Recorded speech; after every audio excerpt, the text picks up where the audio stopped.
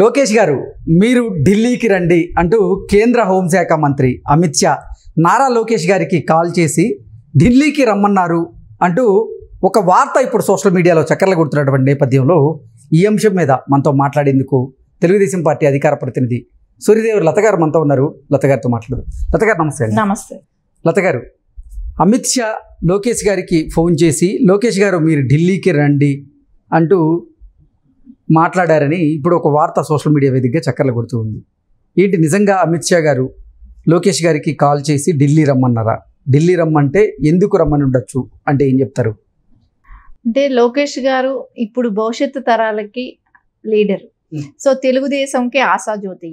So ఖచ్చితంగా ఆయన importance అనేది ఖచ్చితంగా ఉంది కాబట్టి, అంటే ఇక్కడ జరిగిన ఎలక్షన్నే కానివ్వండి, అంటే ఇక్కడ గొడవలు కానివ్వండి, అల్లర్లు కానీ ఇవన్నీ జరిగాయి కదా.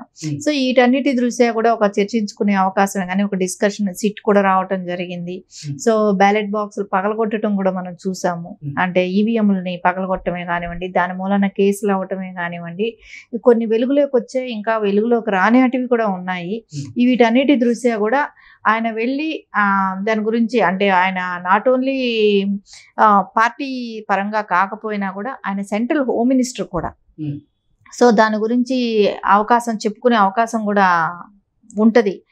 అంటే ఇక్కడ జరిగే దౌర్జన్యాలే కానీ, దుర్మార్గాలే కానీ ఇవన్నీ కూడా డిస్కస్ చేసే అవకాశం ఉంటుంది కాబట్టి ఆయన వెళ్లాల్సిన అవసరం ఉంది. అది కూడా కాకుండా ఒక కూటమిలో కలిపిన తెలుగుదేశం పార్టీ ఇక్కడ.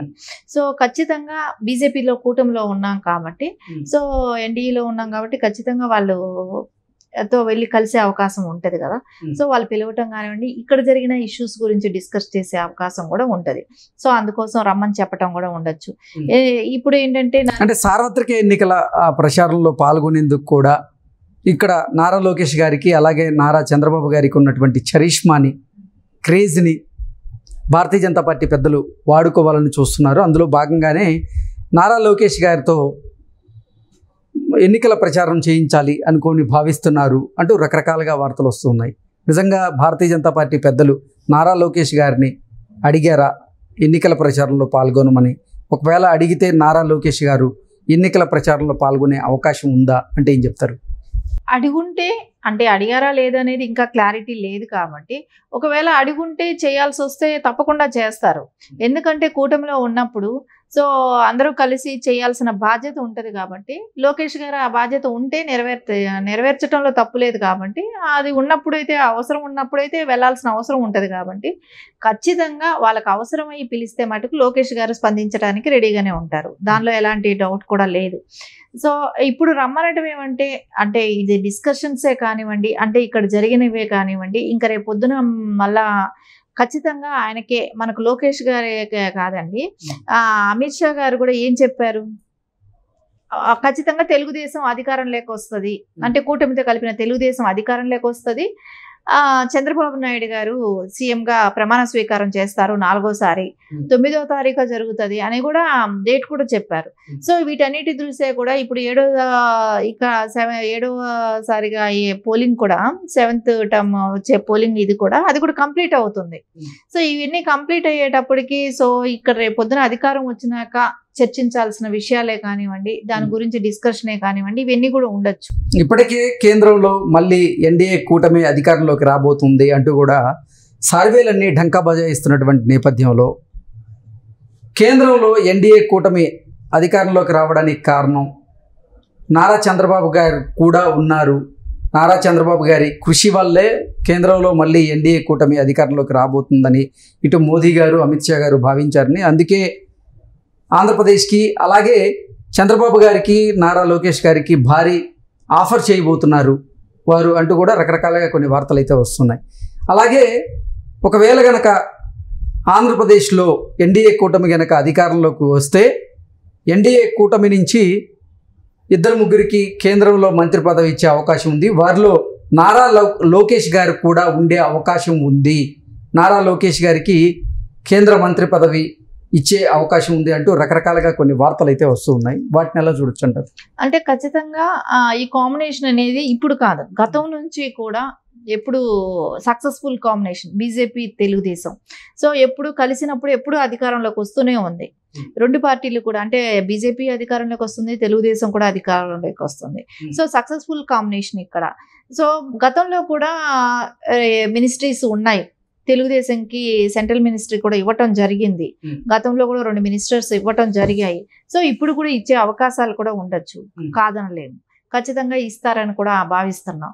సో దాని మూలన డిస్కషనే కావచ్చు, ఖచ్చితంగా తెలుగుదేశం గవర్నమెంట్ ఫామ్ చేస్తుంది అనేది కూడా వాళ్ళకి అవగాహన ఉంది కాబట్టి సో వీటన్నిటి గురించి కూడా చర్చించే అవకాశాలు కూడా ఉండొచ్చు కదా.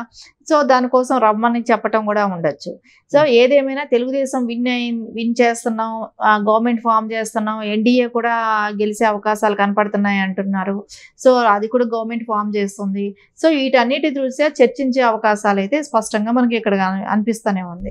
ఆంధ్రప్రదేశ్ లో గనక ఎన్డీఏ కూటమి అధికారంలోకి వచ్చి నారా లోకేష్ గారు మంగళగిరి అసెంబ్లీ నియోజకవర్గంలో భారీ మెజారిటీతో గెలిస్తే ఆయన రాష్ట్ర క్యాబినెట్ లో ఆయన ఉండే అవకాశం లేదు, ఆయన కేంద్ర క్యాబినెట్ లోకి వెళ్ళే అవకాశం ఉంది. అవసరమైతే రాజ్యసభ తీసుకొని కేంద్ర క్యాబినెట్ లోకి వెళ్తారు. ఇక్కడ మంగళగిరిలో అది రిజైన్ చేసే అవకాశం ఉంటుంది అంటూ కూడా రకరకాలుగా కొన్ని వార్తలు అయితే వస్తున్నాయి. వాటిని ఎలా చూడాలి అంటే నాకు తెలిసిన వరకు అయితే అంటే పర్సనల్ గా చెప్తున్నా, అంటే పార్టీకి సంబంధం లోకేష్ గారు ఆయన నమ్ముకున్న నియోజకవర్గాన్ని వదిలేస్తారని నేను అనుకోవట్లేదు. ఎగ్జాక్ట్లీ ఆయన అనుకోవట్లేదు.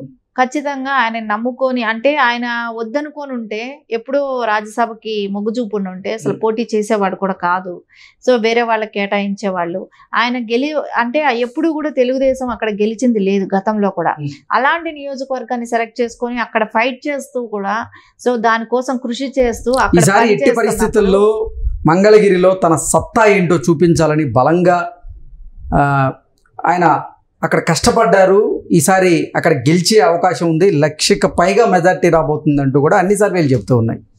ఆయన అలా కష్టపడ్డారు, అక్కడ ఖచ్చితంగా కష్టపడ్డారు ఆయన. అంటే ఓడిపోతే వేరే వాళ్ళైతే వేరే నియోజకవర్గం చూసుకుంటారు. అదే జగన్మోహన్ రెడ్డిని తీసుకోండి మీరు, ఆయన పులివెందుల్లో గెలవటం పెద్ద గొప్ప ఏం కాదు. ఎందుకంటే వాళ్ళ ఇంట్లో వాళ్ళ నాన్నగారు ప్లాట్ఫామ్ క్రియేట్ చేశారు. అలాంటి నియోజకవర్గాన్ని ఎంచుకొని అక్కడ ఆయన ఎమ్మెల్యేగా అభ్యర్థిగా పోటీ చేశాడు. కానీ ఇక్కడ లోకేష్ గారు అది కాదు, ఆయన ఇండివిజువల్గా ఆయన సత్తా నిరూపించుకోవాలనేది ఉద్దేశంతోనే మంగళగిరిని సెలెక్ట్ చేసుకోవటమే కానివ్వండి, ఎప్పుడు గెలవని చోట గెలవాలనే ఉద్దేశమే కానివ్వండి, ఒకసారి ఓడిపోయాం కదా అని వెన్నుచూపు వెళ్లకుండా అక్కడే నిలబడి గెలవాలనే ఉద్దేశమే కానివ్వండి. అలాంటప్పుడు ఆయన నియోజకవర్గం వదిలేసి రాజ్యసభకి వెళ్తారని అయితే నేను అనుకోను. ఖచ్చితంగా అదే ప్రజల మధ్యలో ఉండటానికి ఆయన ఇష్టపడతాడు. ఆ నియోజకవర్గం ప్రజలతో ఆయన మమేకం అయిపోయి ఉన్నారు. ఖచ్చితంగా ఆ నియోజకవర్గంలోనే ఉంటారు, ఆయన ఎక్కడికి కూడా వెళ్ళరు. వేరే అధికారం కోసం వదిలిపెట్టాలనేది అయితే నేను చేస్తారని అయితే అనుకోవట్లేదు. ఓకే అండి, థ్యాంక్ యూ సో మచ్.